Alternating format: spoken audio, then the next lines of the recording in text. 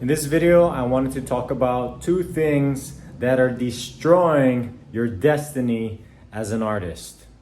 Two things that you may be dealing with unconsciously or consciously that are destroying your destiny, that are ruining your path to your highest potential.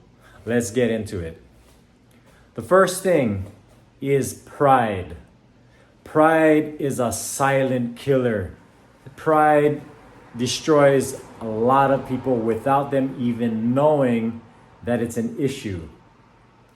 Pride gets in the way of us being able to humble ourselves, to learn more, to open up to better ideas, to open up to paths that'll make our life more efficient. It'll prevent us from taking in incredibly great advice from mentors who are years, 10 years, 20 years ahead of us, that have put in so much work and sacrifice, that have gained gems, lessons, and knowledge and wisdom to help us avoid pitfalls.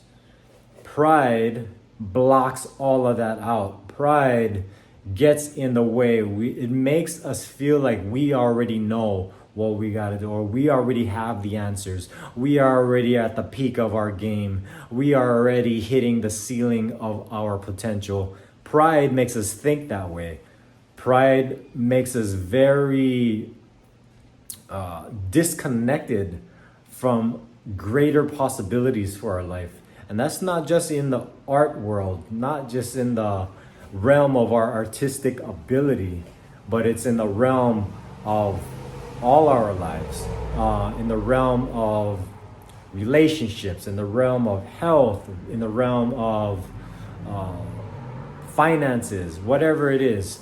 Our ability to humble ourselves, squash the pride, admit we're wrong, admit that we don't have all the answers, admit that there is other people that are better than us that we can learn from, admit that we aren't the best and we can really learn from all these other people.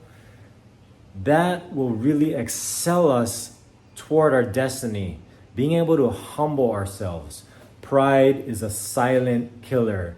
Pride always seems to sabotage relationships. A lot of times, pride is what gets in the way of arguments with people. It's pride versus pride, pride versus pride. And it doesn't mean that you are wrong in certain instances, but being able to check the pride, being able to just realize, hey, maybe I don't have all the answers. Hey, maybe I could actually learn something from this. Maybe I could actually learn just a tiny little gem that might make me a whole lot of money. And, there have been instances where I see people who don't take people's advice and I watch them struggle. I've seen apprentices in the tattoo industry, lots, where they just feel like, no, I got it. I don't gotta listen to what you're saying. I don't gotta do what you're telling me to do. I got this. I already got this. But in actuality, if they could really see themselves, if they could really see how they're performing, they would see that their pride is making their life harder. It's making their life harder.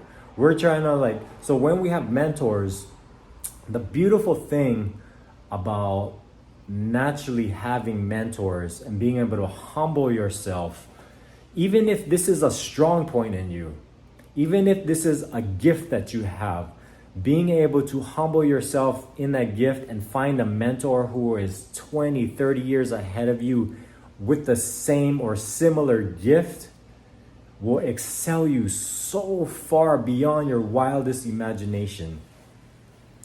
So pride is a killer of all killers, and a lot of people are not able to recognize the pride in them. Pride often is what keeps people holding resentment, what makes you resent other people.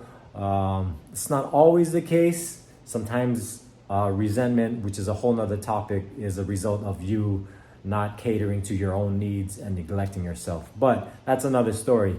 Pride, a lot of times, is what keeps the grudge and the tension there. And when there's tension and when there's a grudge there, when there is a know-it-all type of mentality or attitude, you really block yourself from expanding and growing beyond your wildest imagination. So pride, be aware of it. Try to be ultra aware of yourself and your approach to constructive criticism, your approach to thinking that you have all the answers or that you already know all these things. Pride will really bind you up and block a whole lot of creative energy and creativity from flowing through you. So pay attention to pride. The second major downfall to your destiny that I've seen a whole lot of people fall into this trap, especially in the tattooing industry, but this goes across all industries. I see it especially with creative people and people who have a creative gift. This downfall, this enemy that destroys your destiny, is substance abuse or addiction. Substance abuse, addiction gets in the way. It's a false idol. It promises you more creativity in the moment when you initially find that high from a substance or from an addiction. You feel like, oh yeah, this really unlocks some of these creative juices and this gift I have. But in the end, it's not sustainable and it's a slippery slope. You end up falling into a trap to where you can't get out. I have seen countless and countless and countless tons, so many to count, people in this industry, the tattooing industry, who have fallen to drug addiction. They were on their rise. They were really creative. They really thought they were getting into it. Yeah, this drug or whatever it is, this stimulant, this addiction, it really gets me in the zone. And they get in the zone, but not long after, it really takes a toll on their health, their mind, their ability to think clearly.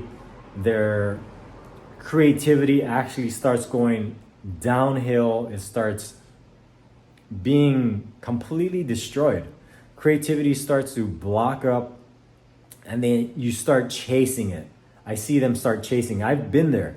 I've done that. I've been addicted to all kinds of things, but I want to say sobriety and embracing my sobriety, fighting for my sobriety, my purity, fighting for it and standing firm in it has really pulled me out of really dark places, unlocked so much more creativity than I could ever think.